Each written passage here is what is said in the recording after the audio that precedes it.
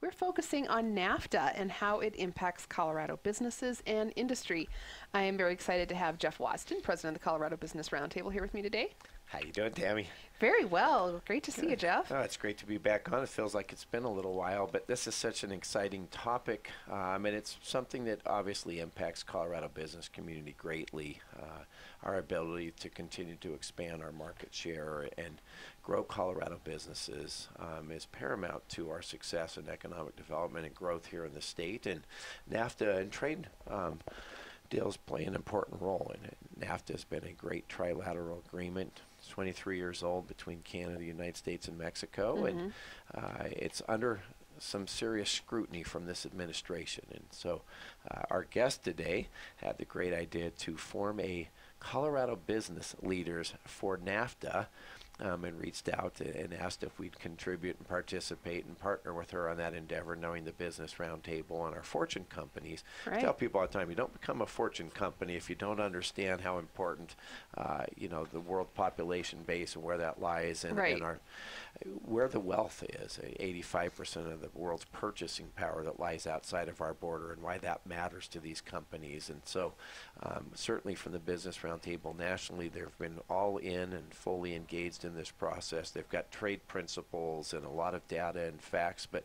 we really want to spend some time talking with Karen, because not only is Karen in a very important role at World Trade Denver, and is really kind of the driver behind this Colorado Business Leaders for NAFTA reform, but you've been involved in trade and NAFTA for your entire career. So with that backdrop, Karen, welcome. Good to have you back on the show.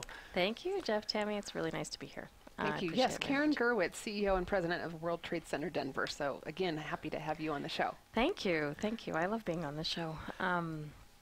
So you're right. I have been working in trade my whole career. Even my undergrad was in international business. So I've been really very intrigued by trade and global business since I've been in my 20s, and I'm much older than that now.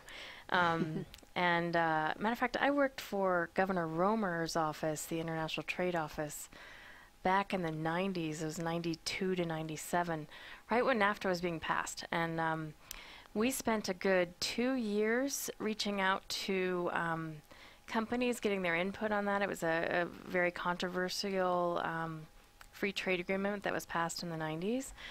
But there were so many companies in support of NAFTA from Colorado back then that the congressional offices called us and said, would you quit clogging up our fax machines with all these letters from companies in support of this free trade agreement?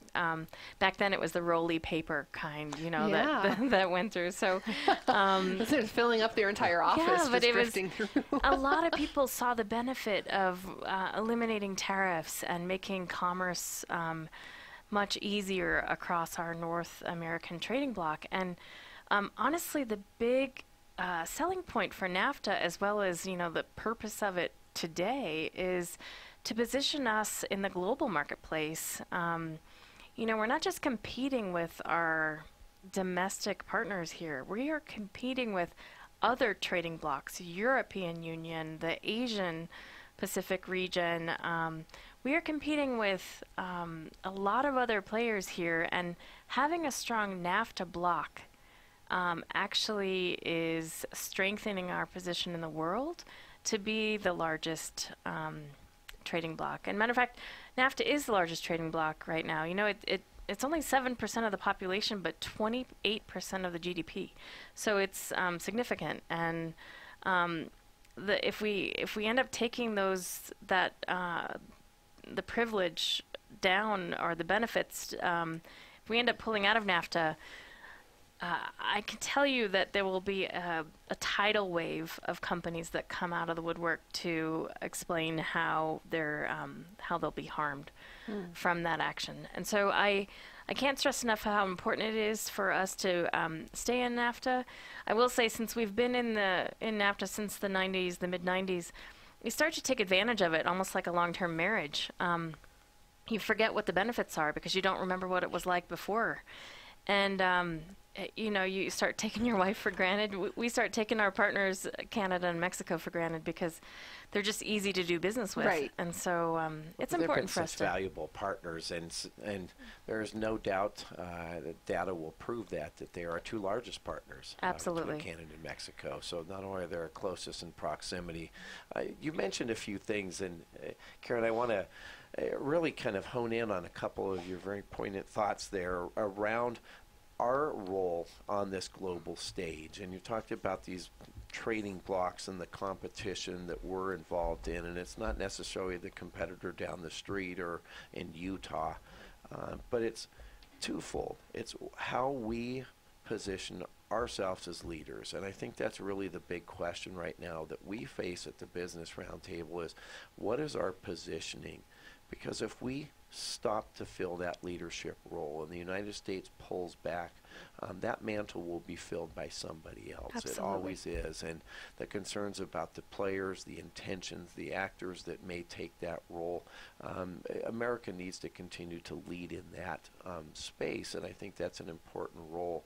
It's interesting as you talk about marriage, and you've likened NAFTA and this agreement to that here you are 23 years later, and at times you've got to sit down and reevaluate and reassess where you are, your priorities, what's working, what's not working. And that's really what the second principle is all about, is how do we strengthen, how do we modernize, how do we take what's working today and continue to improve upon the strengths of and tighten up the areas. There's things now today that we're dealing with in IT and patent and the types of market shares and barriers and hindrance to trade and free trade and access and the mobility and movement of goods and services. It's changed in 23 years just because of technology and advance. And how do we continue to promote that and ensure that we create that fair competition and open up those markets? And your role in this and your background and your experience and your passion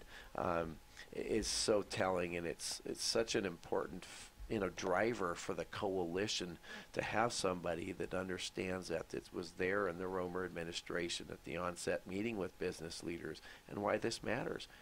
Karen, when you look at Colorado and you start thinking about our ag industry and certainly what we do in the medical devices, we do a lot of exporting out of this state and a lot of industries that really rely upon these types of trade agreements. How does NAFTA, for example, benefit those particular industries as opposed to not having a free trade agreement in place? What's the benefit of that for our listeners? Yeah, well, free trade agreements, the purpose of them are to make business or commerce easier, and also to eliminate any tariffs or taxes on goods. But the net effect of this really is that we start producing things together as a continent. An integrated Our economies supply and chain is so supply chains, integrated. yeah. I'll even give you an example of just your steak or hamburger. It probably crosses borders between Mexico and Canada and the U.S., at least 5 or 6 times, maybe up to 9 times before it hits your plate. And if you think about from where the cow starts to where the feed comes and all of that. But if you look at more technical devices like medical devices, which is Colorado's, one of Colorado's top exports, we're getting components and adding value to those goods here in the U.S. And so we're able to keep the prices of those components low for our small manufacturers who are building those niche goods of medical devices or electronics or industrial equipment. We're able to keep their prices low, which in turn means the consumers are the ones who benefit the most, especially on our ag products. If we can get products in from Mexico and Canada at a cheaper rate than what we can produce here in the U.S., then it gives consumers choice and a price point that they can afford. So well, lots it's of interesting benefits. the time you've mentioned tariffs a couple times now. Certainly we're completed round 6 of NAFTA negotiations. It's been contentious at times. There's different issues from the different countries that are involved. But we just are dealing with a little thing called steel and aluminum that's going on right now, and how it impacts our craft brewers, how it impacts the aerospace industry. Ball Corp, the great BRT company headquartered here in Colorado, Miller Coors. These policies matter, and when you start looking at the potential of job loss and impact, and the one piece that I love that you brought up, impact to consumers, right? Yeah, because that's absolutely. ultimately who benefits, right? We're putting some great workers and we're pushing some great products. We didn't talk about leather goods, which is an incredible asset, and that we do more here than people would probably realize. But medical device, go down that line, is phenomenal. Yeah. Ultimately, at the end of the day, our Colorado families, when they get ready to go back to school, when they get ready to go shopping, when they need things within their households, they ultimately benefit because of this engaged supply chain and integrated economies and the access to countries that have different strengths, the ability to produce different goods at different rates and different price points. And the more we collaborate and work together, we all win. And I think that's been the point of NAFTA. Let's get the win-win-win. It's important to note, though, that the tariffs that the Trump administration is proposing on steel and aluminum will directly impact consumers. So your price point for each can of beer is going to go up. I mean, that's just going to be, passed directly to the consumers. And so it's certainly not just about cents on a beer can, though. We're talking massive amount of imports of steel and aluminum. And, a lot of people say we're doing this for national security, or we're doing it for to block things coming from China. China's 11th on the list of countries that we import aluminum or steel from. So it's far down the road. We get a lot more from Canada, our strongest trading partner, than anywhere else. So I feel like we don't really need to block anything for national security from Canada. I mean, they're our allies. We have NORAD 60th anniversary this year. In terms of protecting our continent, I find a lot of those the rhetoric out there, or the rationale for taking a protectionist approach, just not it doesn't hold up in my book. But I would say, though, that I also have always thought that protectionist measures of any kind, whether it's a tariff barrier or a non-tariff barrier, like a quota or additional regulation that you have to follow in order to get products from here to there, I think it's just, all it's doing is challenging the fact that we used to be an innovative society. We used to be able to innovate our way into global business. We used to be able to compete one-to-one without government intervention. And so why is it that we no longer can take that approach? I feel like innovation is what we're best at in the United States. So why are we putting up protectionist measures of any kind to protect our job force here? I don't understand it. Effect, right? Don't understand it. These roadblocks continue to get placed in there, and as you mentioned, rhetoric, right? And certainly, you're having a significant discussion around the wall and its impact in negotiations with Mexico. Now we have the backdrop of Trump's chief economic policy advisor, Gary Cohn, who's now stepped down. And a lot of that had to do with these proposed tariffs and the policy of this administration. He comes from Goldman Sachs. He understands international engagement. He understands why this matters to business. The Roundtable put out some key trade policies because we really understand, I think, why this is important.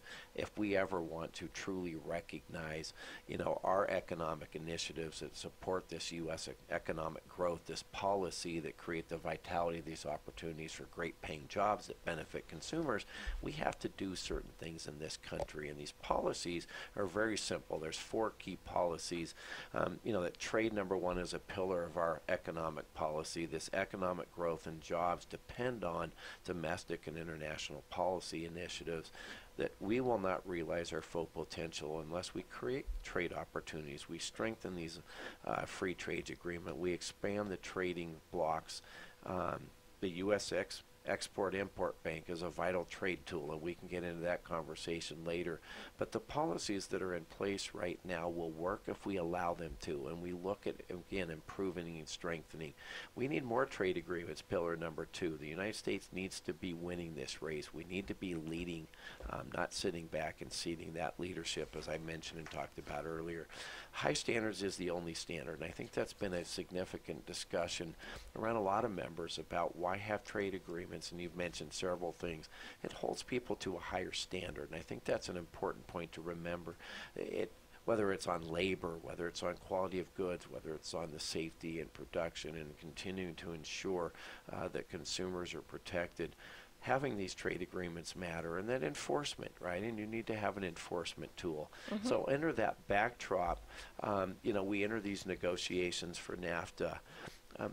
As we look at what NAFTA would mean, and to Coloradans, if it goes away, the cost of withdrawing from NAFTA, of pulling up stakes and moving away from there, it has impacts. And we're going to get to some of those in that next segment here as we start off and really say why it matters to Colorado business. But I want to circle back to the Colorado Business Leaders for NAFTA Reform. And we've been working on some ideas and some principles. So Karen, talk a little bit about that idea, why that mattered, that vision, who we're pulling together, and some of the things that we're talking about as a coalition. Great. Jeff, thank you for co-chairing this with me. I appreciate it. It's nice to have the Colorado Business Roundtable and the World Trade Center come together on this, along with partners from around our community. We have different manufacturing groups coming to the table, as well as agriculture groups, the Colorado Farm Bureau. You'll hear from the gentleman who's also from the Farm Bureau and the U.S. Meat Export Federation coming up on the radio later in the week. But I also we have representatives from the Canadian and Mexican consulates. We have other U.S. Trade analysts and economists around the table. Our goal is to have a number of different companies sign on to this coalition, and so I think we're going to get a lot of support. NAFTA has been incredibly beneficial, and I have no doubt that we'll get probably 100 people to sign on to this initiative, so not worried about the strength of it.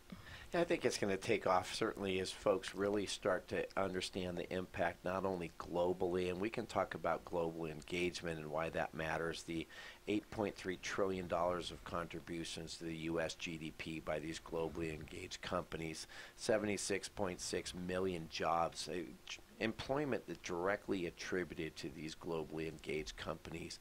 The average wages is over $78,000. But you talked about innovation, Karen. I love the next couple things. R&D spending by globally engaged U.S. companies is over $246 billion. They're looking at the next horizon, that new frontier. They're looking at what's around the corner and how they can continue to be out in front and leading on these areas.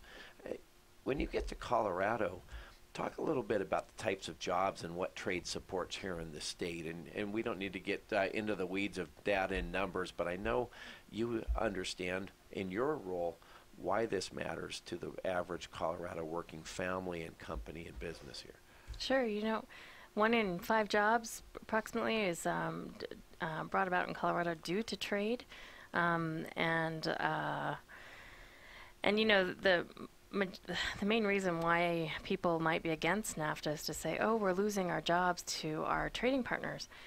It's just not true in terms of the aggregate number of jobs. That's a great point. I would say that for every job lost due to trade, you can count that 7 or 8 jobs have been lost due to automation advances or technology. So let's really shine a light on what's happening. Trade just means jobs are shifting. and that might sound like I'm coming up with words to cover up something, but it really just means that we're focusing on what we're best at, and the United States is best at service roles and adding value, detailed, advanced technology value to a manufactured good. Maybe we might not specialize in the simple manufacturing processes of a simple product like a doll or a bicycle or something like that. But in fact, what we're doing is we're adding software to things. We are adding services that are creating a number of jobs in Colorado. We sell so many more services than we sell in goods from Colorado. And I think it's important to just note that. And we should value service jobs just as much as we do manufacturing jobs, because the service jobs are making just as much money, if not more, than the manufacturing. And I'm not trying to say that I'm against manufacturing. I'm certainly not. I help manufacturers every day. But I think we need to value the types of jobs that the United States and that Colorado in particular are incredibly suited for. And so just in terms of sales, Colorado sells about $20 billion worth of goods every year. 12 or 13 of the billion is services. The rest are goods. So far more services than goods. Well, and you mentioned, the impact of technology and innovation. It's worth noting the impact of trade is very localized. It's very central to a community when a plant closes, and so people feel it, where automation technology is more dispersed, right? So it's not felt as close to home, and so it's a much easier target to pinpoint these trade deals when you've got half of your local small community that's now out of work because the plant closed. But when you step back and again try and look at the data and the facts, and that's really what has been the strength of organizations like World Trade and the Business Roundtable, is we're very pragmatic, we're data driven, we're very prescriptive in how we approach these things, and we try and not get emotional. We try and look at the numbers, and you try and make sound decisions. The integrated economy, we've talked about that, and the collective GDP during these 23 years, is over 21.1 trillion, serving these 480 million consumers within the NAFTA free trade agreement with our free countries. These are significant. NAFTA's been lowering these barriers, and you've talked about that, and it's so important for people to understand you're freeing up and opening up these markets, setting these strong enforceable rules for trade that are so important. You've got a proven model. What we need to do is look at some of those ways that we can continue to strengthen, and they're easy to find, right? How do you deal with the regulatory reforms that you talked about? How do we deal with lowering those barriers to trade? How do you promote e-commerce, which is certainly exploding? How do we deal with that service industry, with IP, the intellectual property protection and enforcement that's so critical today with innovation that you've again mentioned, Karen? The regulatory and cooperation, fair competition, updating the rules, streamlined customs, that movement of goods and service, duty drawbacks. We know what the issues are.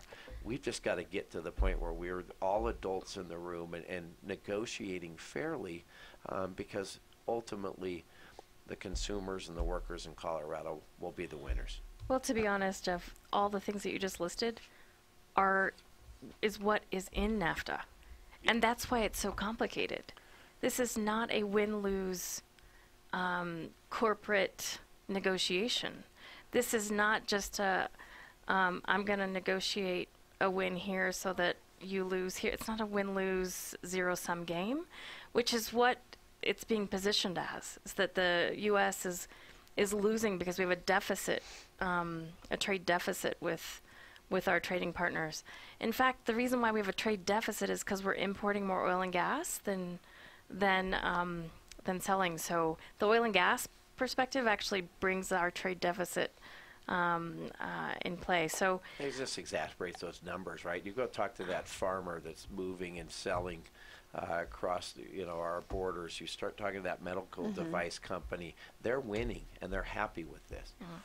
But the NAFTA incorporates all of those complicated things that you said. And so if we just remove it, we're going back to WTO standards, and we're going to have to renegotiate each of those separately. So pulling out of NAFTA, it just is not the answer. It's not the answer. Great. We'll talk more about NAFTA coming up after the break with Karen Gerwitz and Jeff Wasden. Stay with us. Thank you so much for staying with us today here on Connect and Collaborate. And we're kicking off a week-long focus on NAFTA and how it impacts Colorado businesses and industry. We're talking today with Karen Gerwitz, CEO and President of World Trade Center Denver. Karen, glad to have you. Thank you, Tam. It's good to be here. Yeah, and with Jeff Wasden, President of the Colorado Business Roundtable. Yeah, what a great discussion. And Karen, it's great having you in the room talking NAFTA with your background experience. It's great partnering with you and World Trade Center Denver on this coalition that we form, because it is such a significant impact to our business community being globally engaged. We've talked a lot about some benefits, but certainly there's a downside to withdrawing from NAFTA. The life without NAFTA, right, and what that looks like, what that means. The Business Roundtable has certainly been doing a lot of research and released a report in January just of this year that shows that Colorado would literally lose an estimated 34,000 to 70,000 jobs over 3 to 5 years without NAFTA in place.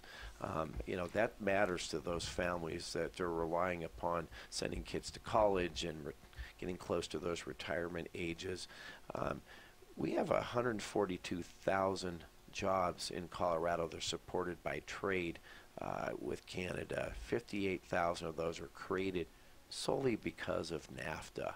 What does that agreement mean? You talk about job loss, and people kind of point to the boogeyman and say that this is hurting us and we're losing these trade wars and these deficits. The impact is very significant when you look at higher cost and increased tariffs and these job losses and what it means. Talking about impacts of $3.8 billion on food products, $3.6 billion on auto exports, $1.1 billion on textiles and apparel exports, $1.1 billion on chemical exports, and I could go on and on.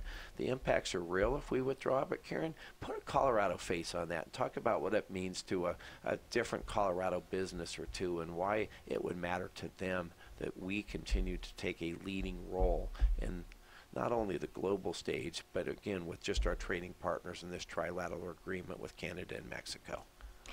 Yeah, I think most importantly, if we withdraw from NAFTA, the uncertainty level goes up through the roof.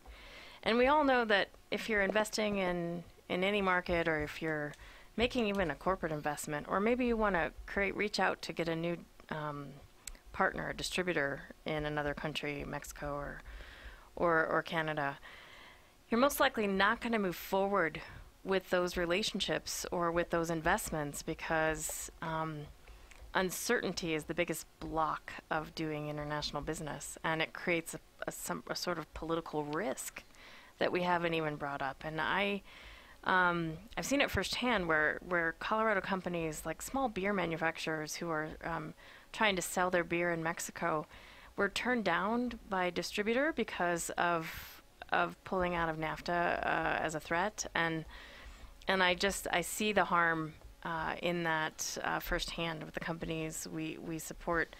I look at beyond just jobs. Jobs are sometimes hard to measure. You're right. When we have closures, it's hard for the community. I understand that, and I feel for those families. But looking at the way commerce flows between our North American market, I don't want to hinder that. I don't want to create uncertainty for investment. U.S. and Canada invested over $240 billion in the U.S., and we've invested $452 in theirs. So that investment, the money flow, the capital flow, will be impacted. We already saw the stock market crash after talking about the tariffs on steel and aluminum. Tariffs do matter to commerce and the flow of goods, but more importantly, I'm more concerned about the risk that comes about due to the uncertainty of our relationship. It's interesting you mentioned uncertainty, and I was just scribbling some notes here. So this is the landscape when you talk about uncertainty today that we're dealing with. This is the political reality and the things that we're dealing with. We've got an XM bank that's not up and fully functioning and running, that's being stifled in its governance board, which is not allowing the full use of XM. China has 3 export-import banks. We can't get one up and running. And you want to talk about competing on a global stage when we're already handcuffing ourselves. TPA, Trade Promotion Authority, that's going to be back up for renewal, and the discussion about whether we need to let that go away or not, whether this president should have that authority.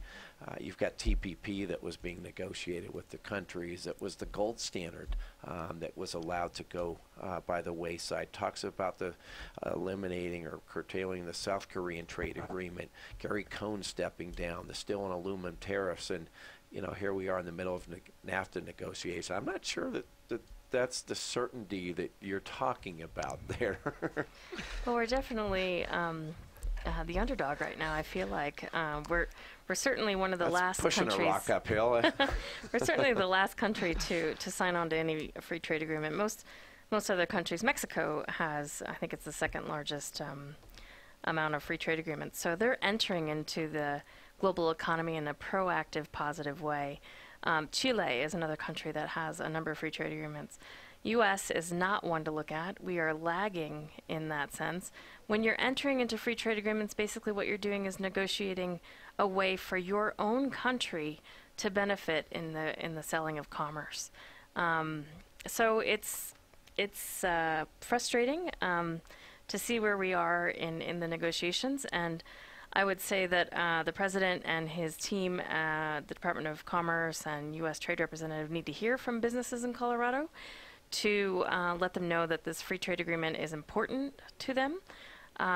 Even if you don't know exactly how your country's or how your company is going to benefit from tariffs or from added red tape to do business with these markets, talk about how important the markets are for your business. They need to hear that Canada and Mexico are incredibly important for Colorado companies, because they are number 1 and number 2 on our trading partners.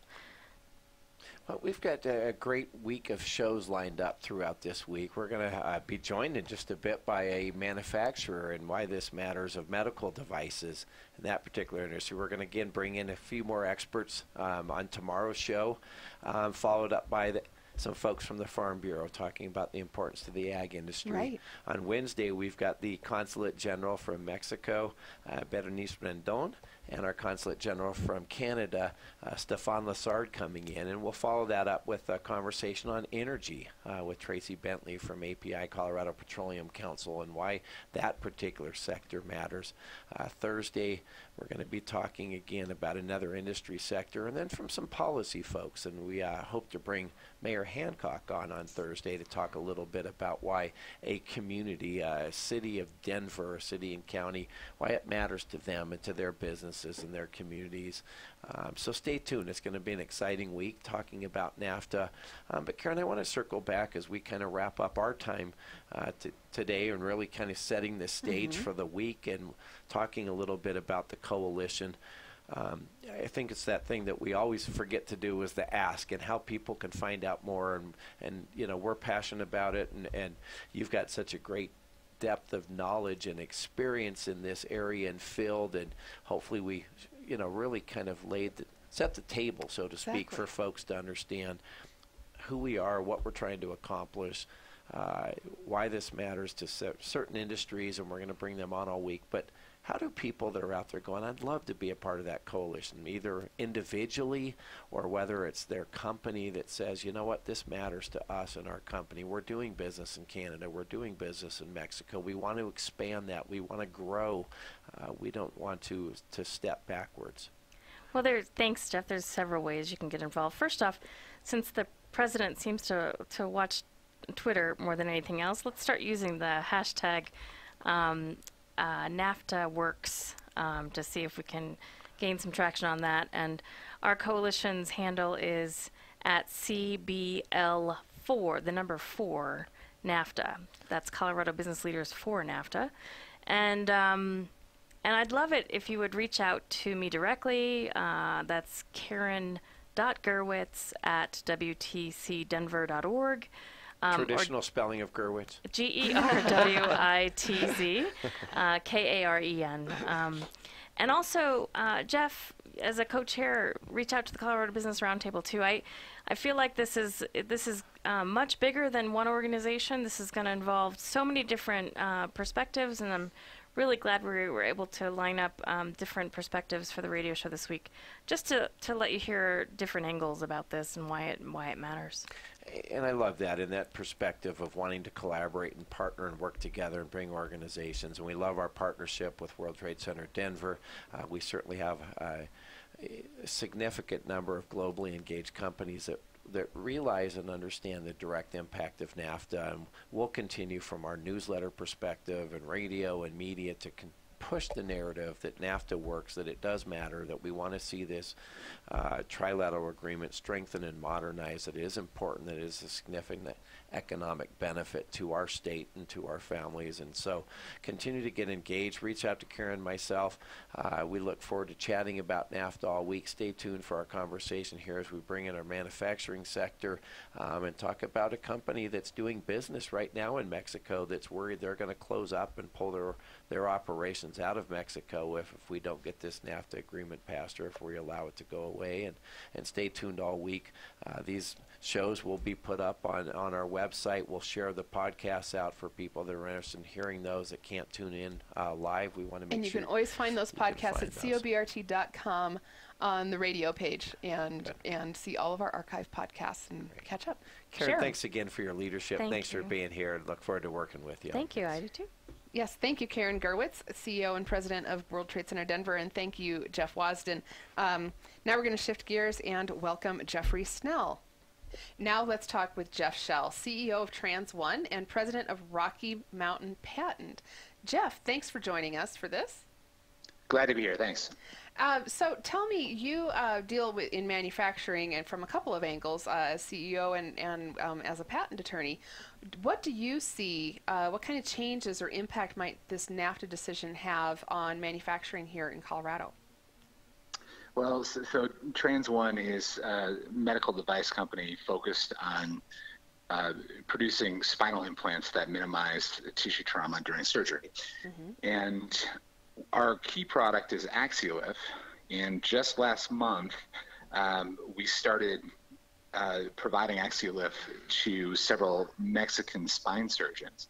So we are actually an exporter to Mexico, which is somewhat atypical, I think. I think when you hear NAFTA and Mexico and U.S. companies, you typically hear about U.S. companies manufacturing products in Mexico because of the lower cost of labor and so forth.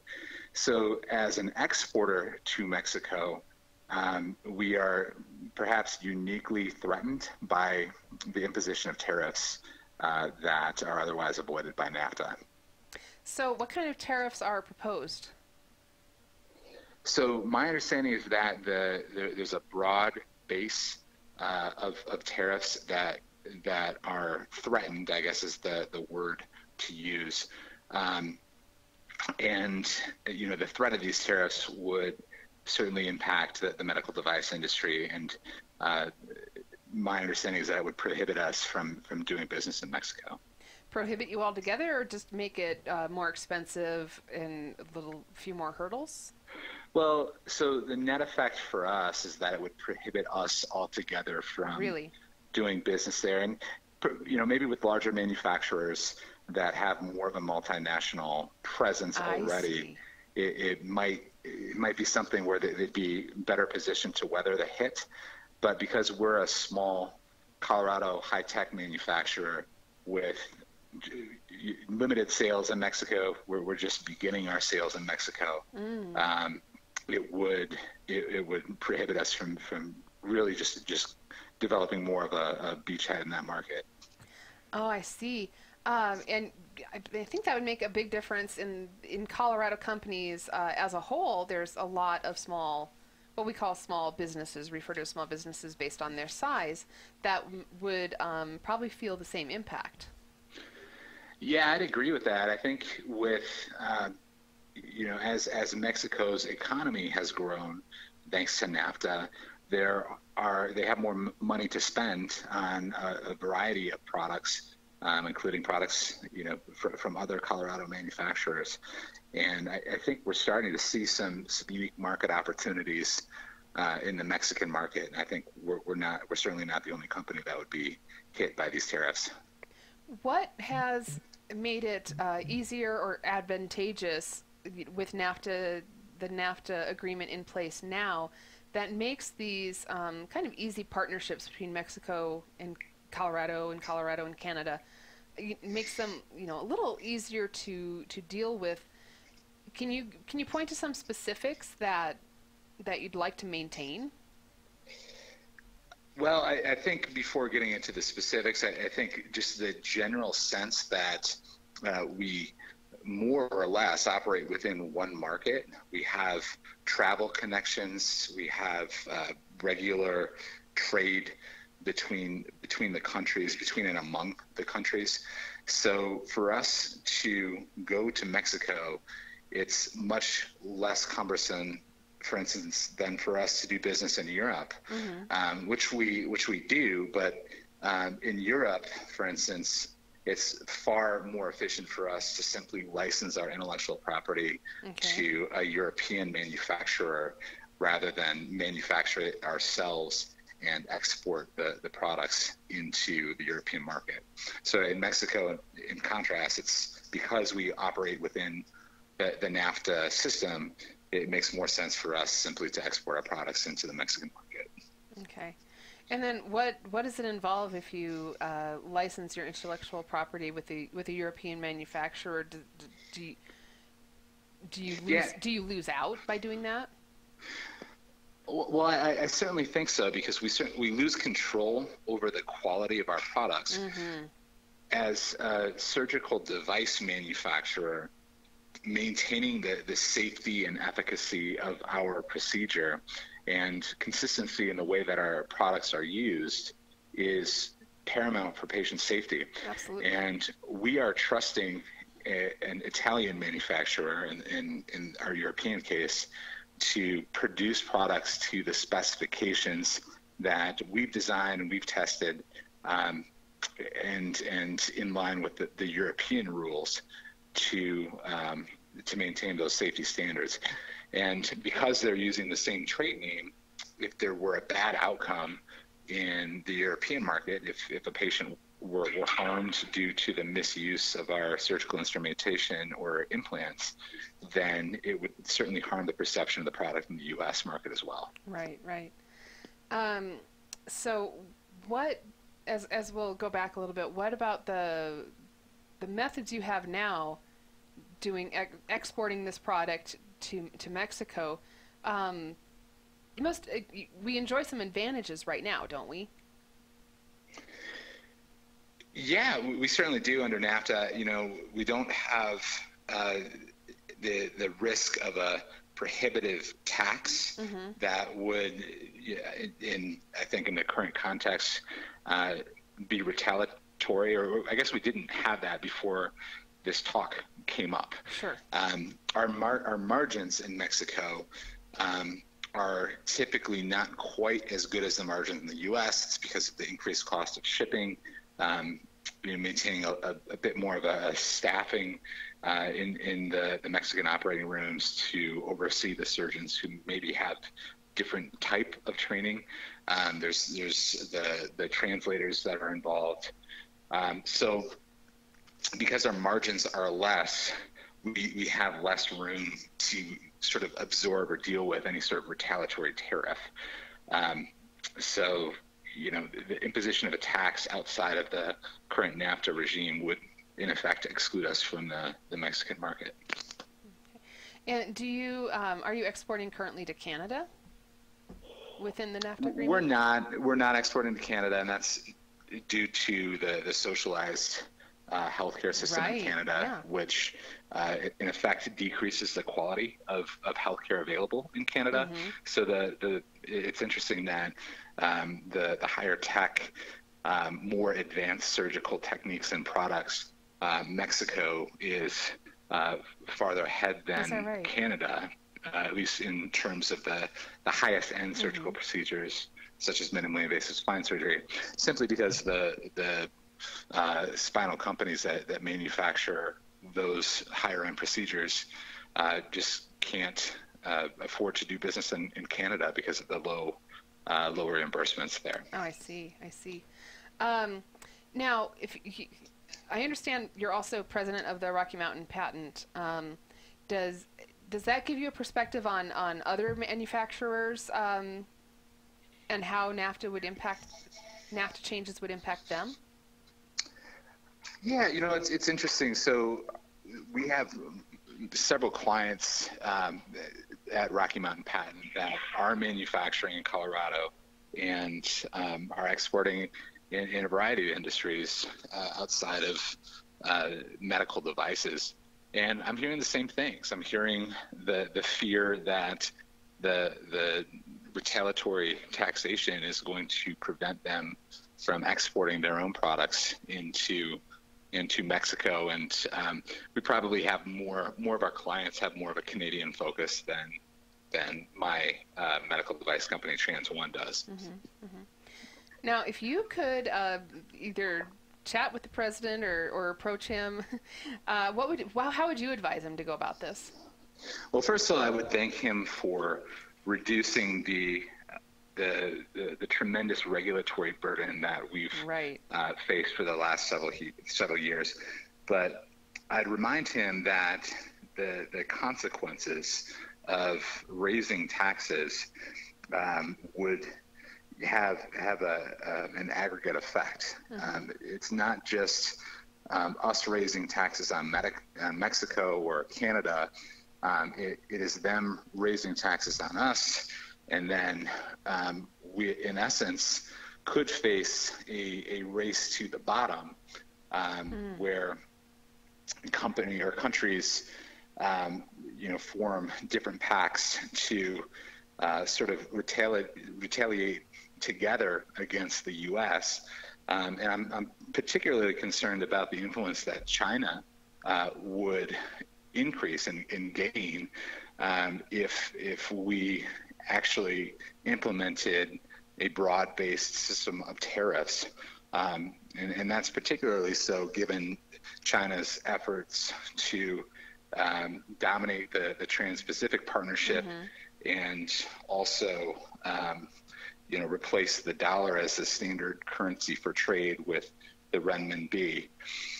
So I think that the effects around the world, we wouldn't see them immediately, but they would be far more reaching than I think have been debated or considered publicly, at least by the president and this administration. Would you keep the NAFTA agreement the same as it is now, or are there any other changes you would, if it were up to you? I think that there have been the loopholes in NAFTA and more broadly the WTO. There are so many loopholes that can be taken advantage of that countries use to gain advantages over other countries, even within the scope of the agreement. And I know there have been timber disputes, for instance, between the U.S. and Canada that have yet to be resolved. One of the nice things about NAFTA is that it does provide a different forum for dispute resolution outside of the WTO's forums, which can be manipulated or dominated by more powerful players based on the context of the dispute. So I think my advice with NAFTA is to target those loopholes and ensure that there aren't easy opportunities for one country to unfairly gain advantages over other members of the agreement. Thank you so much, Jeff Schell, for your perspective. Jeff Schell is the CEO of Trans One. They're a medical device manufacturer. He's also president of Rocky Mountain Patent. And Jeff, we thank you so much for your perspective here, and we also want to remind everyone that get your get your perspective out there too using hashtag NAFTAWorks, and also connect with CBL for NAFTA. That's Colorado Business Leaders for NAFTA. And those are both available on Twitter, and I suppose you can tag them on Facebook as well. Thank you for listening. Thank you. Thanks so much for listening to Connect and Collaborate, and have a great day.